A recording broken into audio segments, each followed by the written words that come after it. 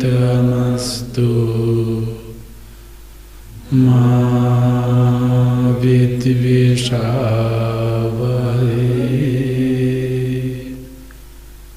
ॐ शान्ति शान्ति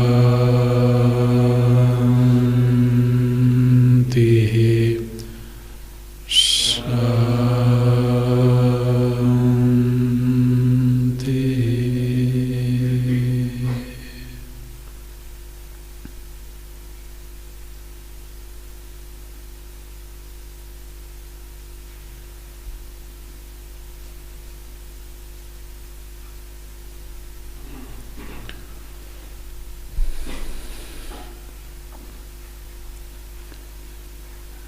पूर्व मीमांसा दर्शन वेद का पूर्व भाग है। तो मुख्य रूप से तो ये वेद का ही रूप है, किंतु बाद के कुछ आचार्यों ने इस हिस्से पर विस्तृत चिंतन किया और स्वतंत्र रूप से ग्रंथों की रचना की, जिनमें से सर्वप्रथम तो जैमिनी ऋषि ने विधिवत ग्रंथ की रचना की। हालांकि पुराणों में भी ऐसा सुनने में आता है कि जो कर्म कांड है उस पर लोगों का काफ़ी जोर था और इस भारतीय समाज में एक बहुत बड़ा वर्ग था जो केवल और केवल कर्मकांड को ही वेद का तात्पर्य समझते थे और जो ज्ञान संबंधी प्रकरण हैं वेदों में उनको या तो अनर्थक और या कि फिर कर्म के ही अंतर्गत तो यजमान की स्तुति, यजमान की प्रशंसा के रूप में स्वीकार किया जाता था। तो ये हम लोगों ने ईशावास्य उपनिषद का अध्ययन करते समय देखा था। तो जिन्होंने ब्राह्मण भाग को और कर्म संबंधी विद्या को ही वेद का मुख्य तात्पर्य स्वीकार किया, उनकी दृष्टि में उपनिषद कोई स्वतंत्र विद्या नहीं है, वो किसी स्वतंत्र तत्व का निर्दर्शन नहीं करती है, बल्कि वह कर्म के ही अंग के रूप में स्वीकार किया जाना चाहिए। तो इसलिए जैमिनी ऋषि के पूर्व भी तो इस दर्शन के आचार्य रहे होंगे, लेकिन व्यवस्थित तरीके से जो सूत्रबद्ध ग्रंथ की रचना हुई वो जैमिनी ऋषि ने की, और फिर उस पर भाष्य लिखे गए। चूँकि यह वेद का बहुत बड़ा हिस्सा है,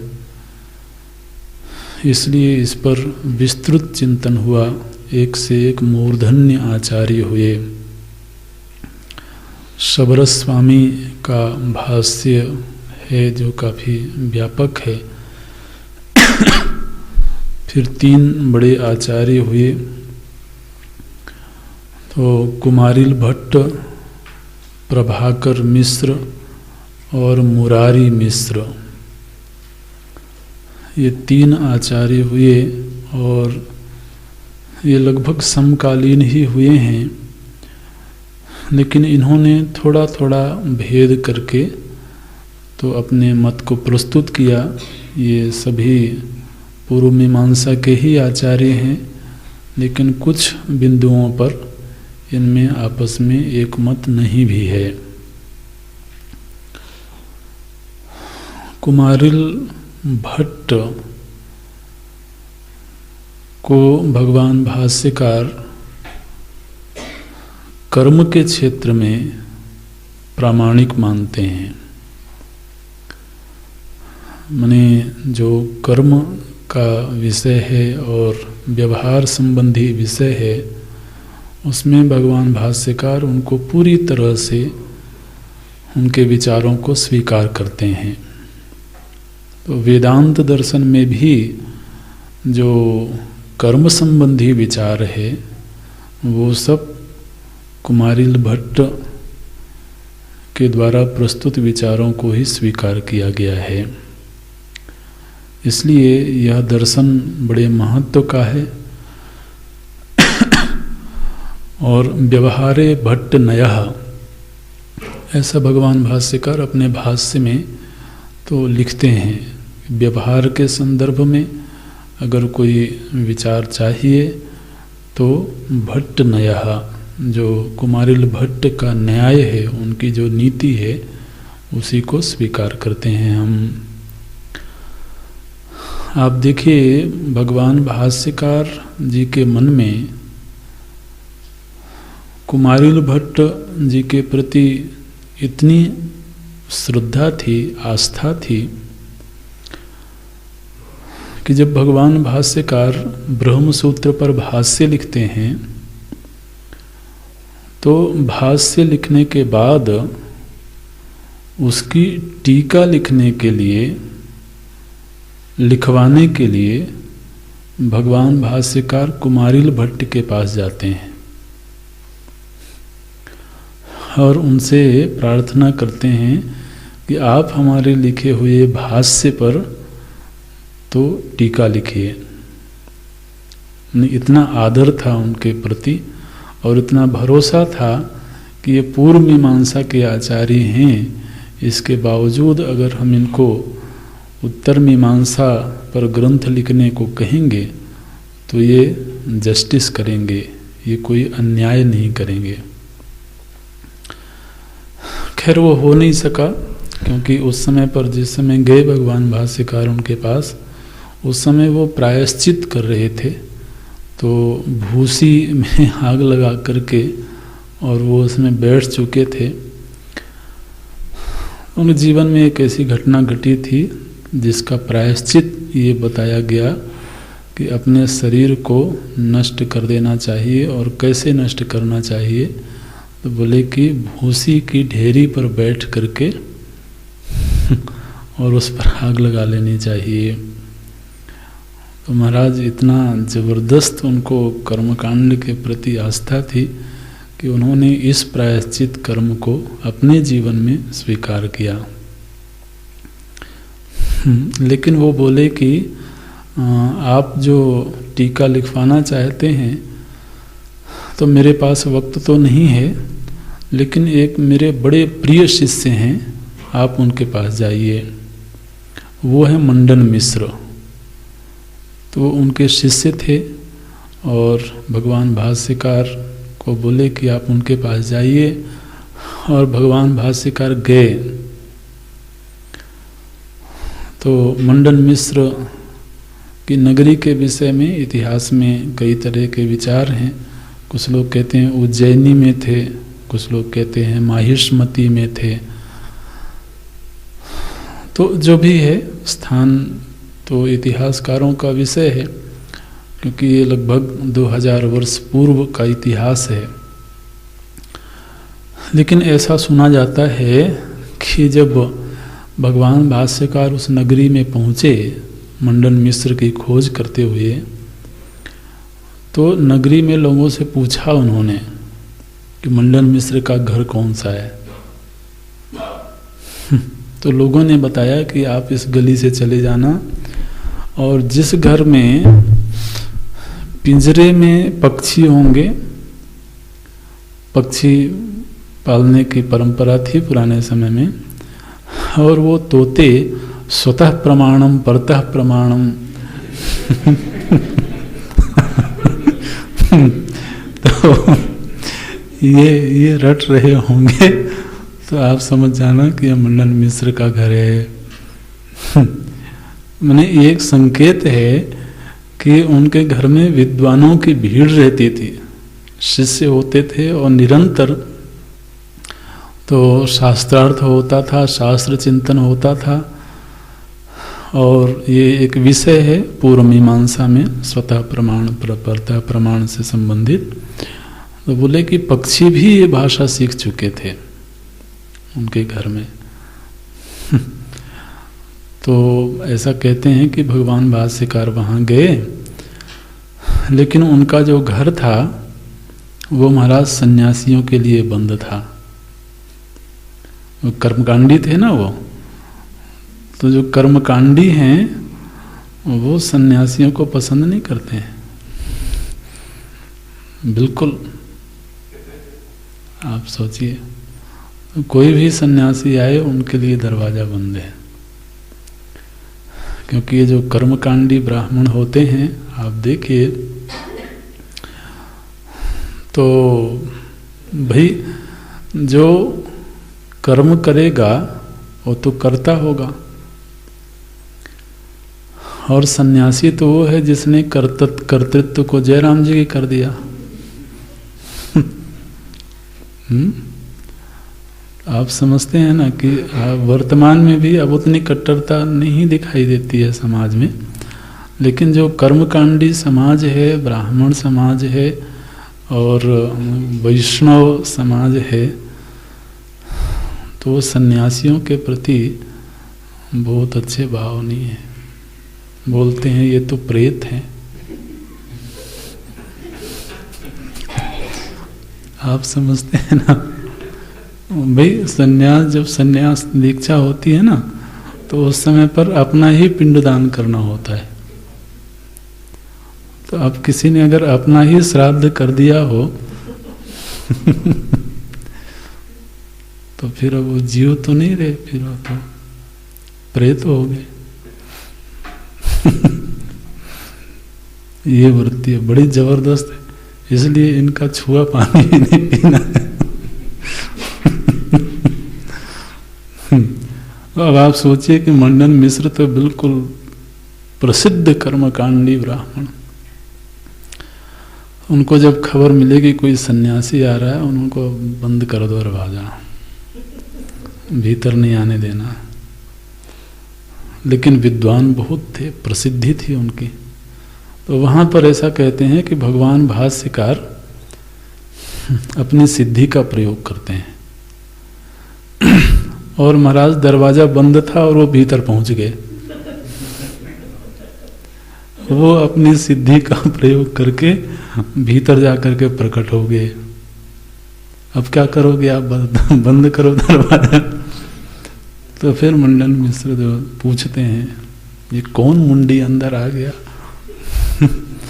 तो उसके बाद फिर शास्त्रार्थ हुआ, कई दिनों तक चला शास्त्रार्थ, लगभग 15 दिन। तो और उसमें उस शास्त्रार्थ में स्वयं मंडन मिश्र की जो धर्म पत्नी थी उनको निर्णायक बनाया गया।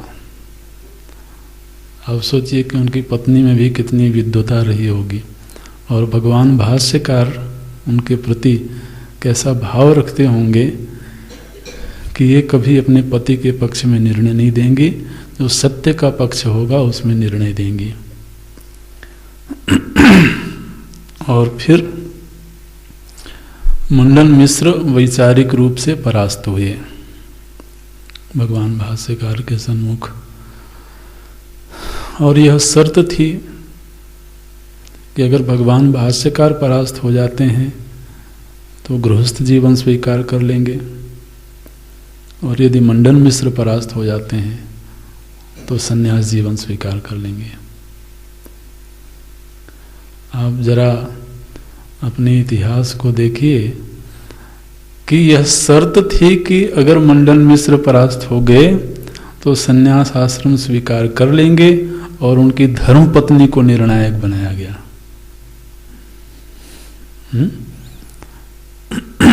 और उन्होंने निर्णय दिया कि भगवान भाष्यकार विजयी हुए,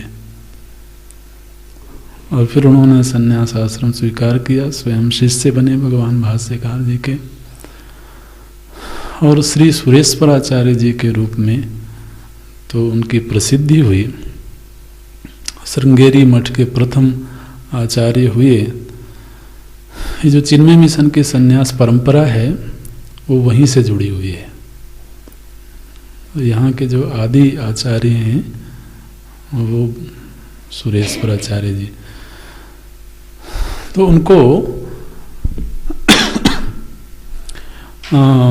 ब्रह्मसूत्र भाष्य पर वार्तिक लिखने का कहा गया, लेकिन जो शिष्य थे उनमें कुछ आपसी मतभेद हो गया, तो खैर उन्होंने तो फिर उस पर ब्रह्मसूत्र पर टीका नहीं लिखी। तो ब्रह्मसूत्र पर जो टीका लिखी गई वो पद्मपादाचार्य जी ने लिखी। वो उनके 4 प्रधान शिष्यों में से एक शिष्य से पद्मपादाचार्य जी, तो उन्होंने ब्रह्मसूत्र पर टीका लिखी। पंचपादिका के नाम से वह टीका प्रसिद्ध है। तो जी जो श्री सुरेश्वराचार्य जी थे उन्होंने फिर एक बहुत सुंदर विस्तृत ग्रंथ लिखा। वो बृहदारण्यक उपनिषद पर जो भगवान भाष्यकार का भाष्य है उस भाष्य पर उन्होंने वार्तिक लिखा। विद्वत समाज में वह वार्तिक बहुत प्रसिद्ध है। तो ये मंडन मिश्र पूर्व मीमांसा के आचार्य थे संन्यास आश्रम स्वीकार करने से पूर्व तक, और उनके जो पूर्व के जो गुरु थे कुमारिल भट्ट, तो उनको मीमांसा दर्शन में बिल्कुल प्रामाणिक माना जाता है। आज के दिन भी उनके जो विचार हैं उसको प्रमाण के रूप में स्वीकार किया जाता है। और ऐसी कथा प्रचलित है कि एक बार किसी ने कुमारिल भट्ट जी को ये कहा, बड़े ऊंचे टीले पर वो बैठे हुए थे और वहाँ किसी ने ये शर्त रखी कि अगर आप वेदों को प्रमाण मानते हैं तो आप इस टीले से कूद जाइए, और यदि आपकी ये मान्यता सत्य होगी तो आपको कुछ नहीं होगा। वो महाराज वो उस टीले से कूद गए। कूदने से पहले उन्होंने ये बात कही कि यदि वेद प्रमाण हैं तो मुझे कुछ नहीं होना चाहिए।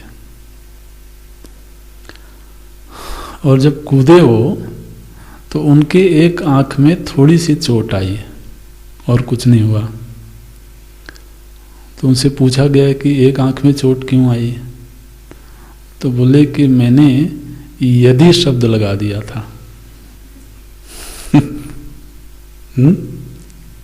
यदि वेद प्रमाण हो, तो यदि शब्द जो है वो कहीं संशय को ध्वनित करता है।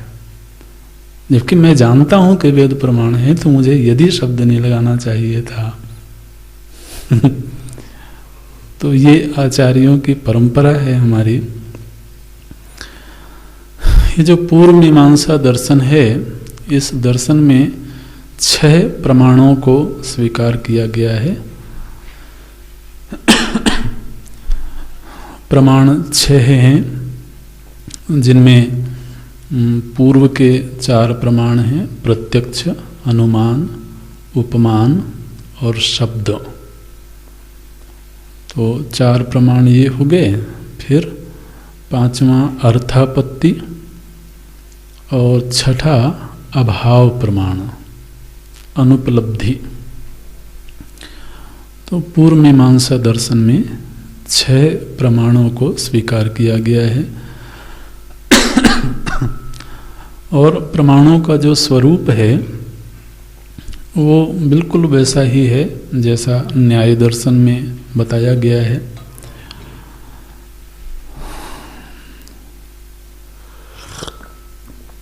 लेकिन इसमें ये बात ध्यान रखनी है कि कोई भी दर्शन किसी दूसरे दर्शन की नकल नहीं करते हैं। जैसे कि न्याय दर्शन में जो प्रमाण मीमांसा हुई, तो वैशेषिक दर्शन ने उसको हूबहू स्वीकार किया या पूर्व मीमांसा ने उसको वैसा ही स्वीकार किया। तो ऐसा नहीं कि उन्होंने अपनी मेहनत को बचाने के लिए किसी प्रसंग को स्वीकार कर लिया हो। उस पर उनका अपना विस्तृत चिंतन है, स्वतंत्र चिंतन है। लेकिन उस चिंतन में उनको न्याय के चिंतन से कोई भिन्नता नहीं दिखती है, इसलिए फिर उन्होंने स्वीकार किया। तो लेकिन फिर इन्होंने कहा कि भाई अनुपलब्धि एक स्वतंत्र प्रमाण है और अर्थापत्ति भी एक स्वतंत्र प्रमाण है।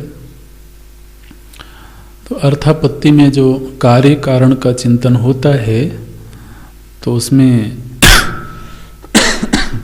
निश्चित रूप से उसको स्वतंत्र प्रमाण के रूप में स्वीकार करना चाहिए, क्योंकि ये कार्य कारण का जो चिंतन है एक विस्तृत विषय है ये।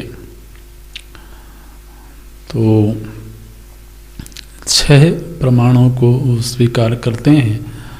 उनमें से जो शब्द प्रमाण है, 6 प्रमाणों में जो शब्द प्रमाण है, उस शब्द प्रमाण में लौकिक शब्द प्रमाण और अलौकिक शब्द प्रमाण, ये 2 विभाग हैं। इन दोनों को ही उन्होंने स्वीकार किया है।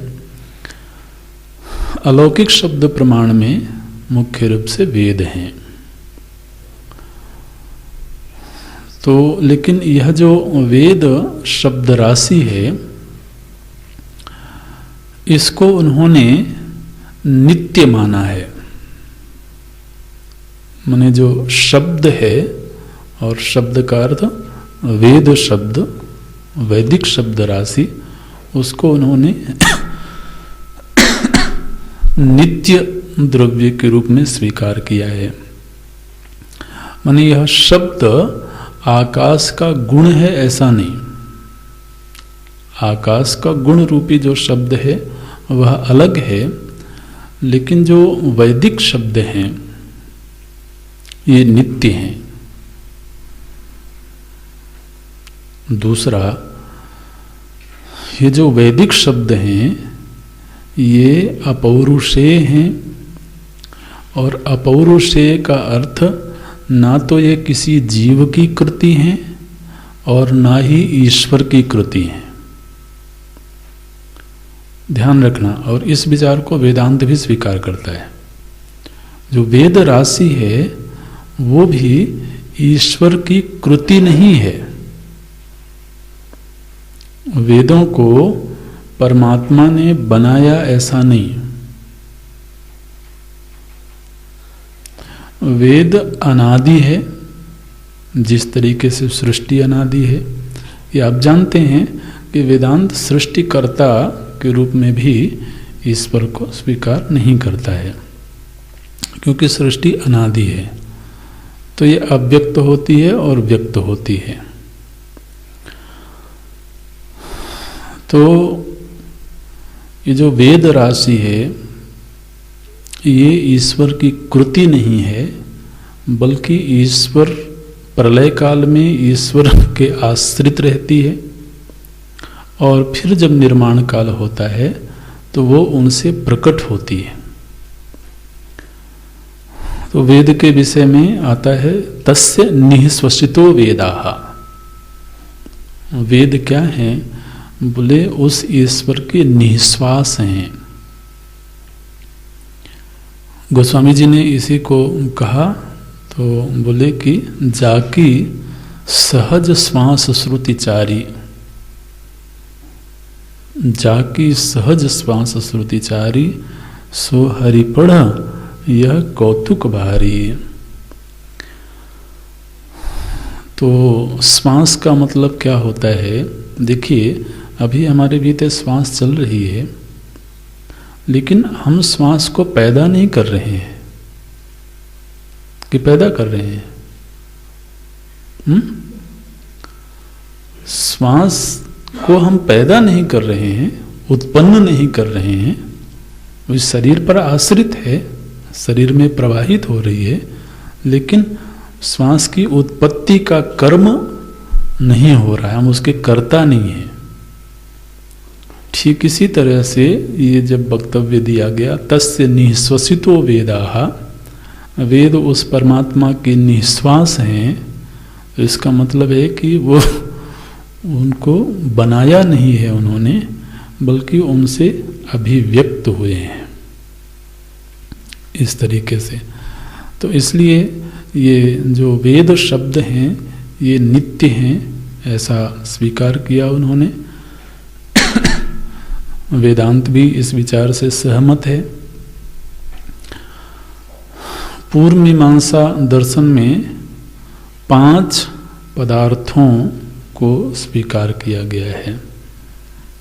तो जिस तरह से वैशेषिक दर्शन में हम पढ़ रहे थे उसमें 7 पदार्थ, वैशेषिक दर्शन में 7 पदार्थ स्वीकार किए गए।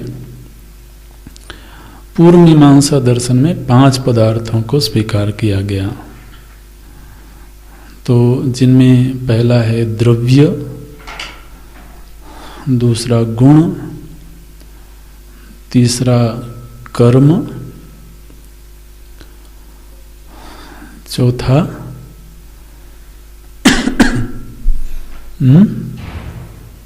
वैशेषिक में क्या गिने गए थे? सामान्य और विशेष। फिर गिने गए थे समवाय और अभाव। पूर्व मीमांसा दर्शन में द्रव्य, गुण, कर्म, सामान्य और अभाव, ये 5 पदार्थ माने गए।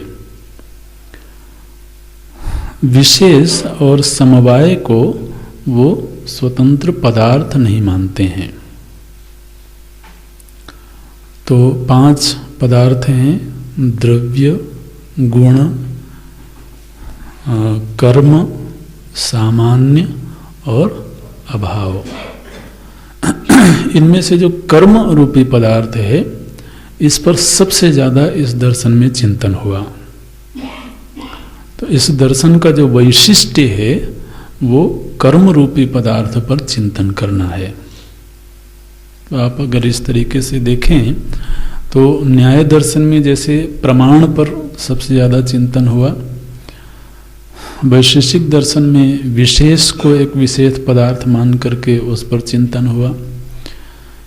ठीक इसी तरह से पूर्व मीमांसा में कर्म पर बहुत विस्तृत चिंतन हुआ और पूर्व मीमांसा का जो कर्म चिंतन है उसको प्रायः अन्य सभी दार्शनिकों ने स्वीकार किया है।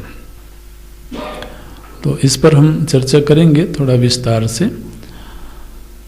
लेकिन जो प्रथम पदार्थ है द्रव्य, वो द्रव्य 9 प्रकार के होते हैं, जैसे न्याय दर्शन और वैशेषिक दर्शन ने कहा। ठीक इसी तरह से तो पूर्व मीमांसा में भी 9 द्रव्य वैसे के वैसे ही स्वीकार किए गए। 9 द्रव्यों के अलावा 1-2 द्रव्य और भी हैं, तो उस पर भी चर्चा करेंगे। तो जो 9 द्रव्य हैं उनमें एक तो 5 महाभूत हैं, फिर काल तत्व है, दिक् तत्व है, आत्मा है और मन है। इन 9 द्रव्यों में से 8 द्रव्य जड़ हैं। पूर्व मीमांसा का ये मत है कि 5 महाभूत, काल, दिक् और मन, ये जो 8 द्रव्य हैं ये जड़ हैं। किंतु जो आत्मा है वो जड़ नहीं है। तो फिर चेतन है? बोले चेतन भी नहीं है। तो ज्ञान शक्ति विशिष्ट द्रव्य है। आत्मा क्या है?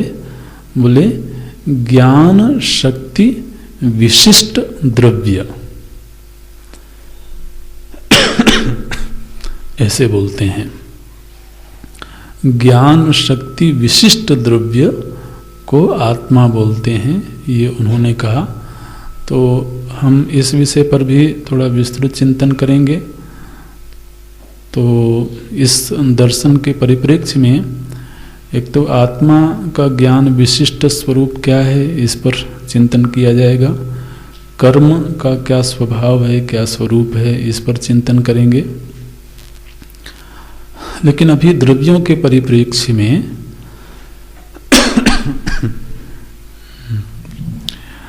तो इन 9 द्रव्यों के अलावा देखिए उन्होंने एक द्रव्य माना अंधकार को।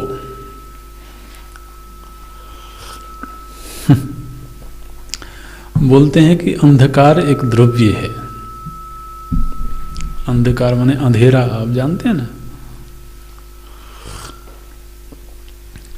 बोले कि ये जो अंधेरा है ना, यह भी एक द्रव्य है। अच्छा, तो एक द्रव्य है, वो कोई अभाव रूप नहीं है।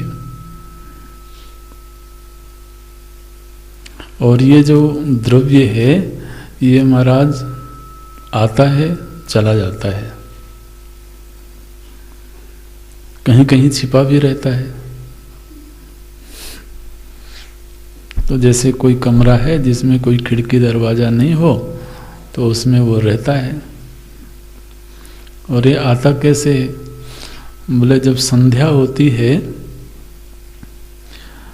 तो सबसे पहले वृक्षों में आता है, फिर वृक्षों से धीरे धीरे करके वो फैलता जाता है और फिर पूरी दुनिया को अपने आगोश में ले लेता है। इस तरीके से तो अंधकार एक द्रव्य है। अच्छा, द्रव्य की परिभाषा क्या है? गुणाश्रयत्वम द्रव्यत्वम, है ना, परिभाषा बिल्कुल वो पक्की है। तो जब अंधेरे को द्रव्य कहा गया तो निश्चित रूप से तभी कहा जाएगा जब उसमें भी कोई गुण होवे। तो बोले बिल्कुल अंधेरे में गुण हैं, बहुत सारे गुण हैं। आखिर दुनिया में जितना उपद्रव होता है वो अंधेरे में ही तो होता है। और अंधेरे में बड़ी क्रिया शक्ति है महाराज। बिजली चली गई थी और मैं चल रहा था और सामने कोई पत्थर आ गया, मैं गिर गया। तो जनाब नाक बांधे घूम रहे थे, पूछा गया क्या हुआ? बोले अंधेरे ने मुझे गिरा दिया।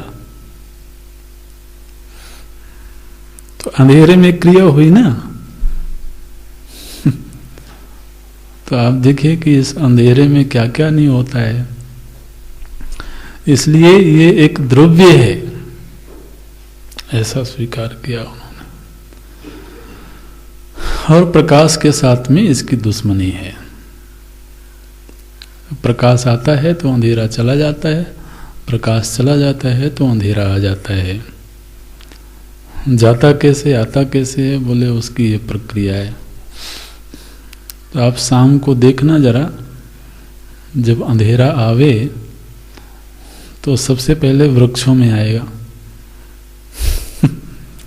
फिर जैसे जैसे शाम ढलती जाएगी वैसे वैसे फैलता जाता है, और फिर महाराज पूरा फैल जाता है। अब ये तो वैज्ञानिकों ने बिजली का आविष्कार कर लिया, तो अंधेरे से अब ज़्यादा परिचय हो नहीं पाता है। नहीं, जिस समय बिजली नहीं थी तो लोग अंधेरे से बहुत परिचित थे। तो व्यवहार का उपपादक है वो।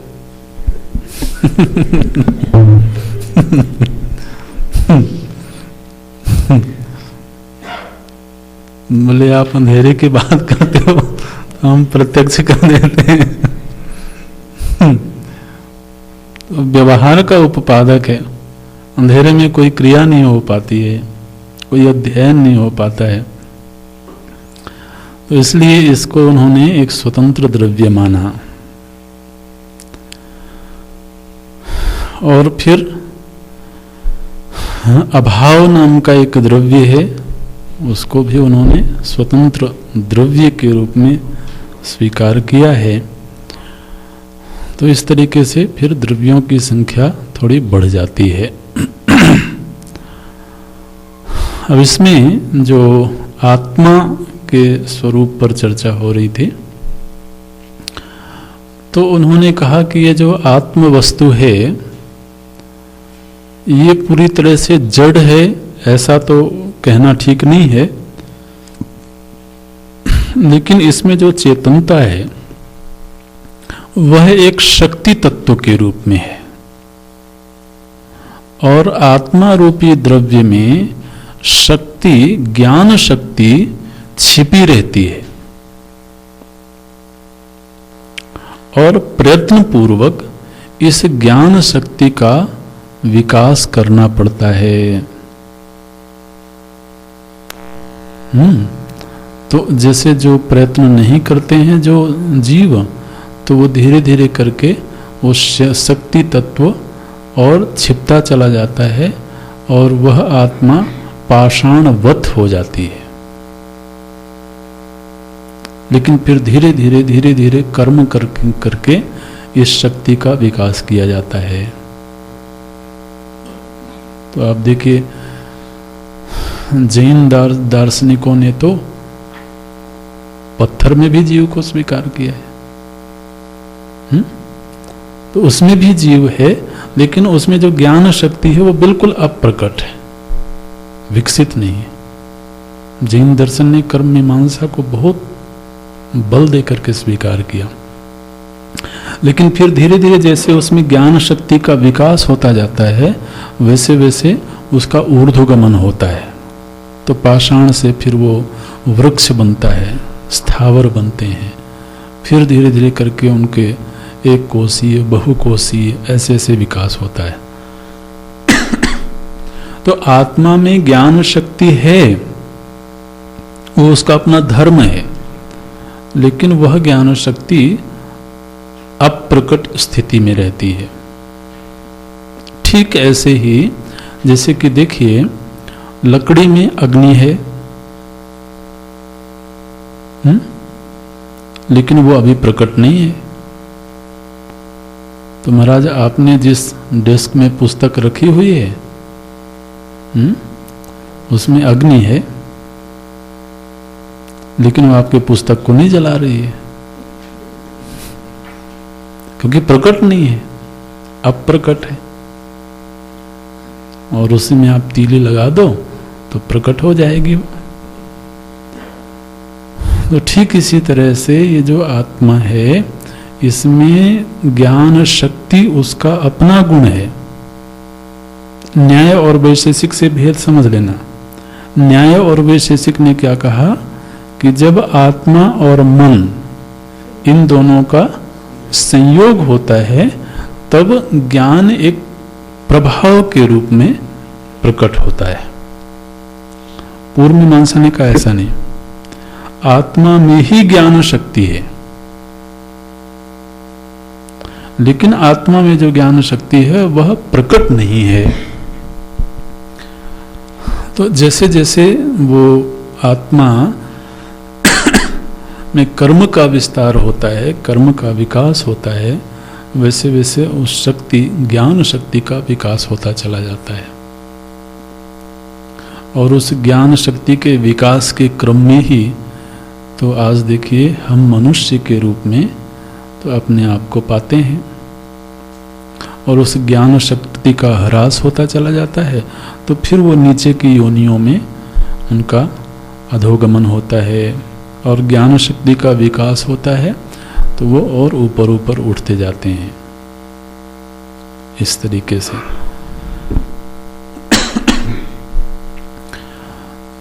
तो ये आत्मा का स्वरूप है। सृष्टि प्रक्रिया के संदर्भ में उन्होंने ये कहा कि सृष्टि का कभी भी आत्यंतिक प्रलय नहीं होता है। अनिद्रसम जगत नास्ति, माने ऐसा कभी नहीं हुआ कि जगत का पूरी तरीके से प्रलय हो गया हो। खंड प्रलय होता है लेकिन आत्यंतिक प्रलय नहीं होता है। खंड प्रलय का मतलब क्या है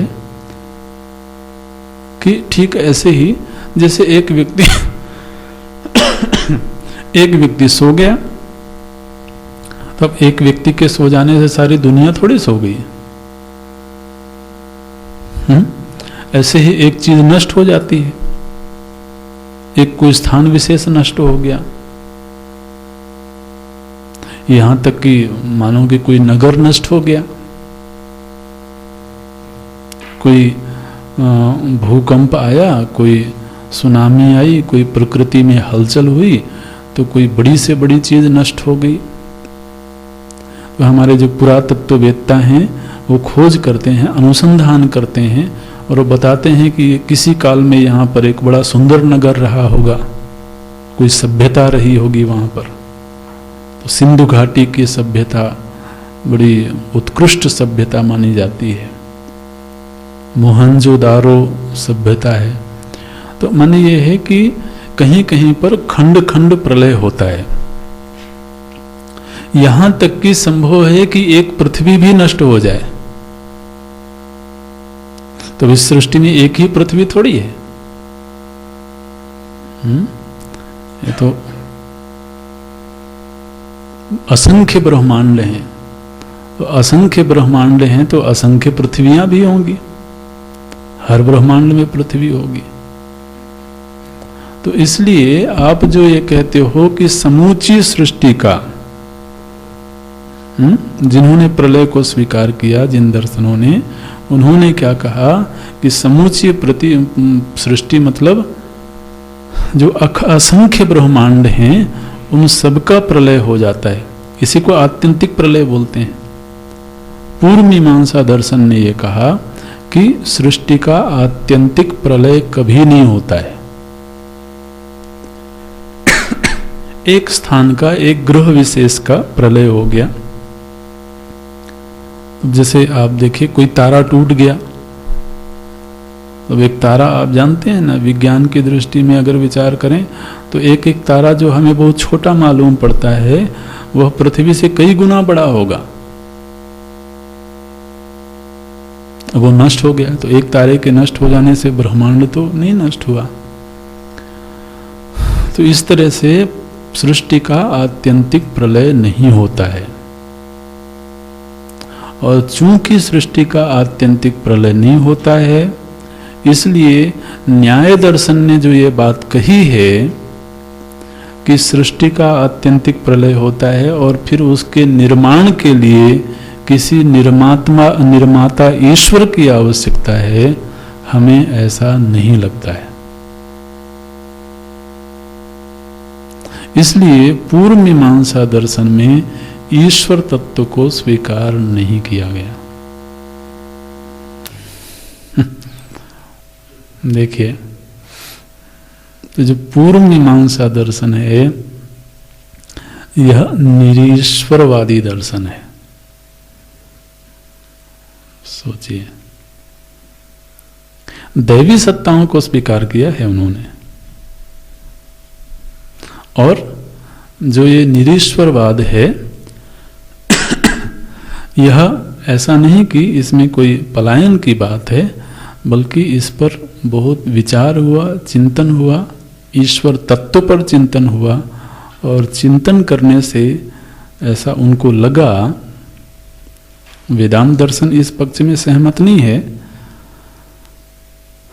लेकिन पूर्व मीमांसा दर्शन को यह लगा कि ईश्वर तत्व की आवश्यकता सृष्टि के संचालन में नहीं है। तो इसमें इस पर हम काफी विस्तार से चिंतन करेंगे। तो जैसे न्याय दर्शन और वैशेषिक दर्शन ने जब ईश्वर तत्व को स्वीकार किया, तो किस सिद्धांत के परिप्रेक्ष्य में स्वीकार किया? सृष्टिकर्ता के रूप में। ठीक है ना? जैसे अभी हम आगे योग दर्शन पर आएंगे, तो योग दर्शन में ईश्वर तत्व को प्रथम आचार्य, प्रथम गुरु के रूप में स्वीकार किया गया। ये जो विद्या की परंपरा है, योग विद्या की परंपरा है, इसका जो आरंभ हुआ वो ईश्वर से हुआ। इस रूप में उन्होंने ईश्वर को स्वीकार किया। लेकिन जो न्याय दर्शन है, उनका जो मुख्य ईश्वर तत्व की स्वीकृति का जो सिद्धांत है वो सृष्टिकर्ता के रूप में है, क्योंकि सृष्टि का आत्यंतिक प्रलय हो जाता है, और इसलिए सृष्टि का आत्यंतिक प्रलय हो जाने के बाद किसी जीव में यह सामर्थ्य नहीं है कि वह सृष्टि उत्पन्न कर सके। और चूंकि सृष्टि के सारे ही द्रव्य जड़ हैं, इसलिए उन जड़ द्रव्यों में स्वतः परिवर्तन होने का धर्म नहीं है। इसलिए किसी नित्य ईश्वरीय सत्ता की आवश्यकता है, जिसके द्वारा नवद्रव्यों से सृष्टि का पुनर्निर्माण हो सके। इस रूप में न्याय दर्शन की स्वीकृति है। पूर्व मीमांसा दर्शन में यह विचार हुआ कि चूंकि सृष्टि का आत्यंतिक प्रलय होता ही नहीं है, इसलिए सृष्टिकर्ता के रूप में ईश्वर की आवश्यकता नहीं है। एक बात। दूसरी बात, योग ने जब यह कहा कि विद्या की परंपरा का आरंभ जिस तत्व से, जिस पुरुष विशेष से हुआ, उसको हम ईश्वर कहते हैं। पूर्व मीमांसा ने कहा कि विद्या का आरंभ हुआ ही नहीं, विद्या नित्य है। तो जो वेद विद्या है वह नित्य होने के कारण इसके किसी आरंभकर्ता विशेष पुरुष की आवश्यकता नहीं है। तो सृष्टिकर्ता के रूप में ईश्वर तत्व की आवश्यकता नहीं है। ध्यान रखना, ये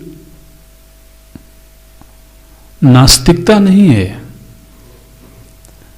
इस पर विचार करते हैं, और विचार करने के बाद जब निर्णय नहीं प्राप्त होता है तब उन्हें यह स्वीकार करना पड़ता है। तो फिर तीसरा प्रश्न आया कि विद्या के आरंभक के रूप में ईश्वर की स्वीकृति नहीं है, सृष्टिकर्ता के रूप में ईश्वर की स्वीकृति नहीं है, तो फिर जीवों के कर्मों के फलों को देने वाला तो कोई ईश्वर होना चाहिए। कर्म फल दाता के रूप में तो ईश्वर की आवश्यकता है। उन्होंने कहा, अब देखिए, कर्म पर उन पर चिंतन, उनका चिंतन है ना, विस्तृत चिंतन है। उन्होंने कहा कि कर्म में स्वतः ही यह सामर्थ्य है कि वह कालांतर में कर्ता के सामने फलित हो सके। मैं जो कर्म नाम की चीज है, इसमें इतनी सामर्थ्य है कि यह कालांतर में इसका जो उचित फल होना चाहिए उस रूप में परिणत होकर के तो कर्ता के सामने प्रस्तुत हो जाए। इसलिए कर्म स्वयं ही फलित होने में समर्थ है। तो इसलिए कर्म फलदाता के रूप में भी किसी ईश्वरीय सत्ता की आवश्यकता नहीं है।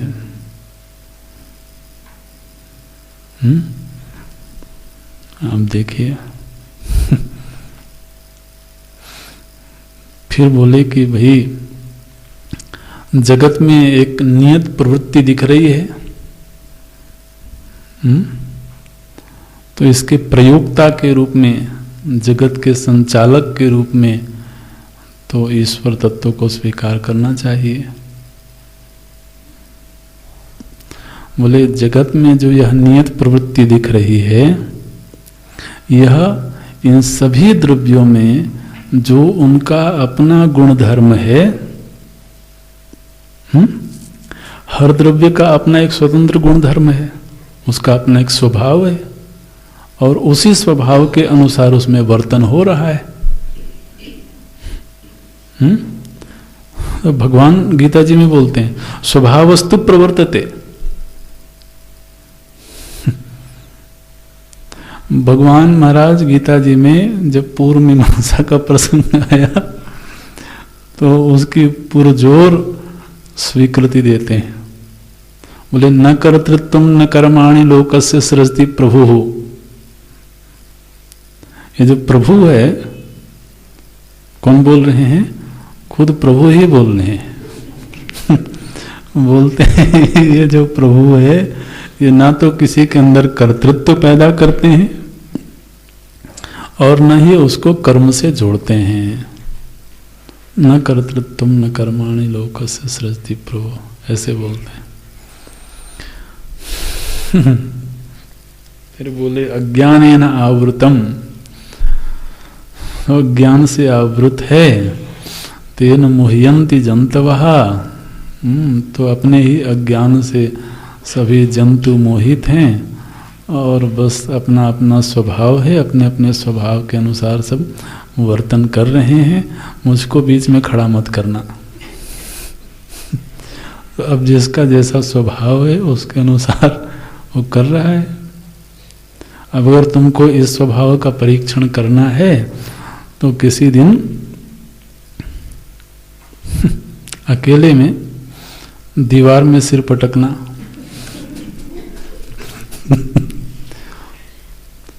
तो दीवार में सिर पटकोगे तो क्या होगा? बोले कुछ ना कुछ टूटेगा। तो अब अगर सिर में चोट लगे तो अब क्या तुम ये ब्लेम करोगे कि ईश्वर ने मुझे ईश्वर ने मुझे दंड दिया? वे उस दीवार में कठोरता है तो उस कठोरता से चोट लगी। जो कठोर चीज होगी उसमें जब कोई मुलायम चीज टकराएगी तो चोट किसको लगेगी? जो मुलायम चीज होगी उसको चोट लगेगी। तो अब कठोरता का स्वभाव तो उस चीज में है और उस स्वभाव की वजह से एक प्रभाव प्रकट हुआ। तो इसी तरीके से सृष्टि में जितने एलिमेंट्स हैं उन सभी का अपना अपना स्वभाव है। किसी कोई गैसेज ऐसे हैं जिनमें विखंडन का स्वभाव है। एक लेवल के टेम्परेचर होने पर उसमें विखंडन होता है, आणविक विखंडन होता है। तो आप जानते हैं ना कि सूर्य में जो ये ऊर्जा प्रकट हो रही है ये हाइड्रोजन गैस उसमें भरी हुई है और एक लेवल का टेम्परेचर होने पर उसके परमाणु का विखंडन होता है और उस विखंडन से असीमित ऊर्जा प्रकट होती है। तो सूर्य को गैस पिंड के रूप में भी देखते हैं। तो इसमें हाइड्रोजन है जो विखंडित होकर के हीलियम बनती चली जाती। ऐसा ही है ना? आप लोग कंफर्म कर देना भाई। तो उस विखंडन से ही ये ऊर्जा प्रकट होती है। तो उस गैस में स्वभाव है, स्वभावस्तु प्रवर्तते। तो इसी तरीके से इस सृष्टि में जितने द्रव्य हैं उन सभी का अपना अपना स्वभाव है, अपने अपने स्वभाव के अनुसार व्यवहार कर रहा है। तो सृष्टि के संचालक के रूप में भी आवश्यकता नहीं है। आपको ठीक लगते हैं, आप चिंता मत करना, हम आपको कोई अनीश्वरवादी बनाने नहीं जा रहे हैं। लेकिन जिस समय जिस दर्शन की चर्चा हो रही हो उस समय उस दर्शन को समझना है। तो चूंकि एक विचार उन्होंने किया, उसकी गहराई तक जाकर के विचार किया, और जहां तक वो विचार करते करते पहुंचे, वहां तक पहुंचने के बावजूद उनको ऐसा नहीं लगा कि किसी ईश्वरीय सत्ता की पृथक रूप से आवश्यकता है। इसलिए फिर उन्होंने कहा कि फिर हम जबरदस्ती कैसे स्वीकार करें।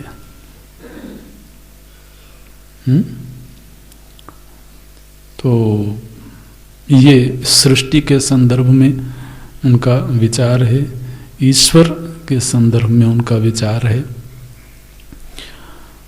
और वेदांत अपने ढंग से वेदांत के विचार हैं, तो वो तो हम लोग आगे चिंतन करेंगे भी, और इसके पूर्व में भी चिंतन हुआ है।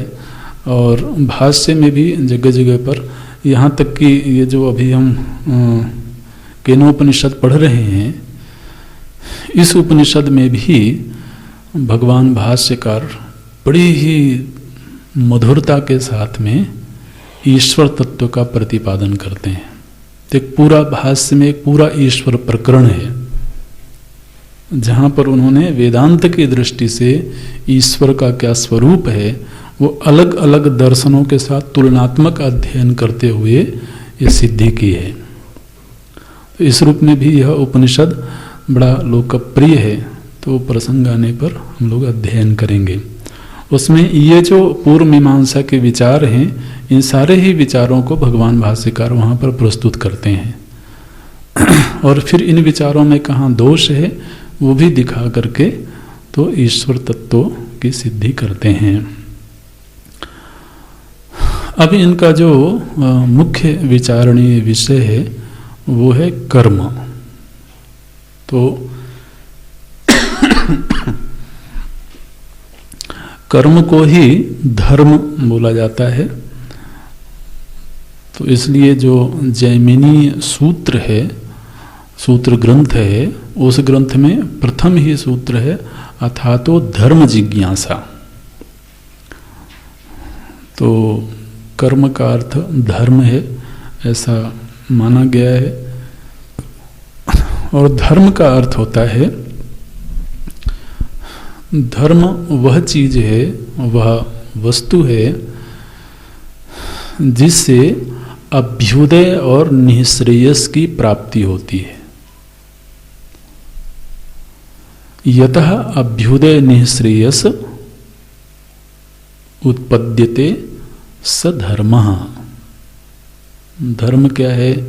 जो अभ्युदय और निःश्रेयस का हेतु बनता है उसको धर्म बोलते हैं। अभ्युदय निःश्रेयस हेतु धर्मः। तो अभ्युदय और निःश्रेयस का तात्पर्य आप समझते हैं। पूर्व मीमांसा दर्शन में तो अभ्युदय का अर्थ तो लौकिक उपलब्धियां हैं, और निःश्रेयस का अर्थ तो श्रेष्ठतम लोकों को प्राप्त करना।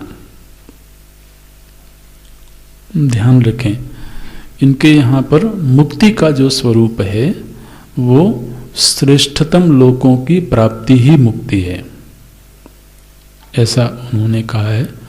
तो निःश्रेयस शब्द का अर्थ है तो स्वर्ग आदि जो श्रेष्ठ लोक हैं, जो दिव्याति दिव्य लोक हैं, ऐसे लोकों की प्राप्ति करना। तो शोकादिगः मोदते स्वर्गलोके, जहां पर शोक नहीं होता है, जहां पर मोह नहीं होता है। न तत्र त्वं न जरया बिभेति। नचिकेता बोलते हैं कि स्वर्गलोक वो है जहां आप भी नहीं रहते हो।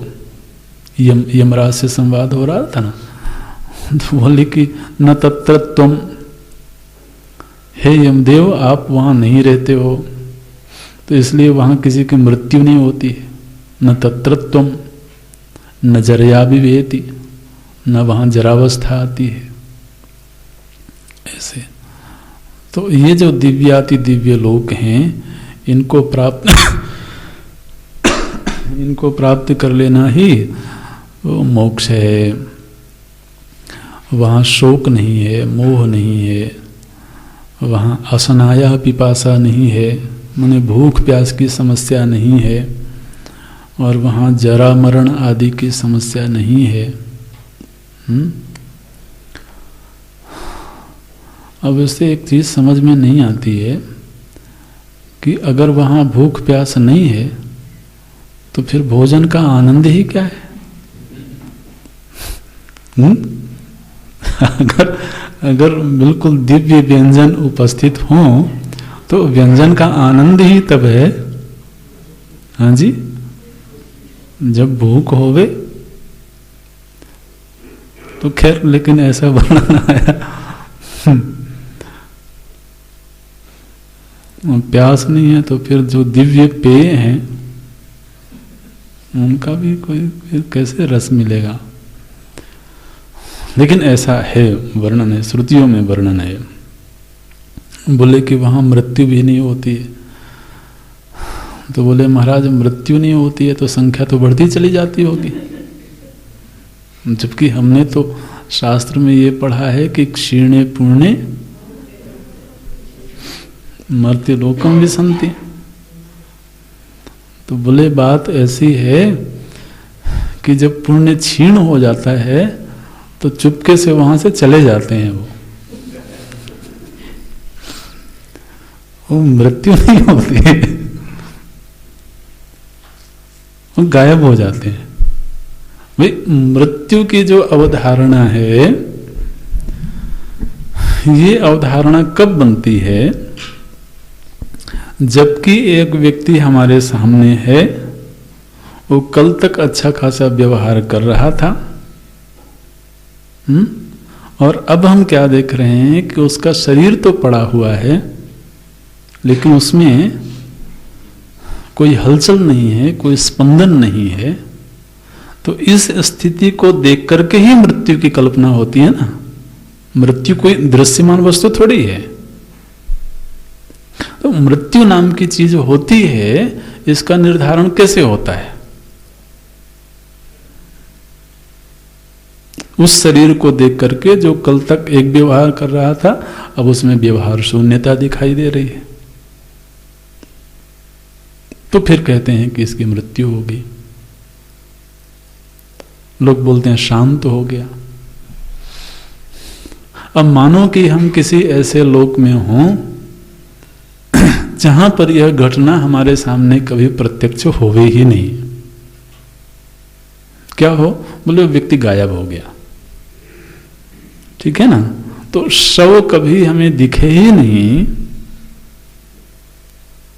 तो क्या हमारे मन में यह कल्पना हो सकती है कि मृत्यु नाम की कोई चीज होती है? आप देखिए, जो गायब हो जाते हैं लोग, गुमशुदा जो लोग होते हैं, तो जब तक उसका शरीर न मिल जाए तब तक यह तय नहीं होता है इसकी मृत्यु हो गई है। तो स्वर्गलोक कैसा है? बोले जब पुण्य क्षीण हो गया, बोले वहां से उसको धक्का दे दिया जाता है। बोले अब तुम्हारा काम पूरा हो गया। तो अब प्रक्रिया जो भी हो, लेकिन नचिकेता तो बोलते हैं न तत्र त्वं। इसलिए चूंकि मृत्यु की अवधारणा है नहीं, इसलिए उसका भय भी नहीं है। ऐसे तो ऐसे जो लोग हैं, इन लोकों को प्राप्त कर लेना ही निःश्रेयस है। ये पूर्व मीमांसा दर्शन में कहा गया।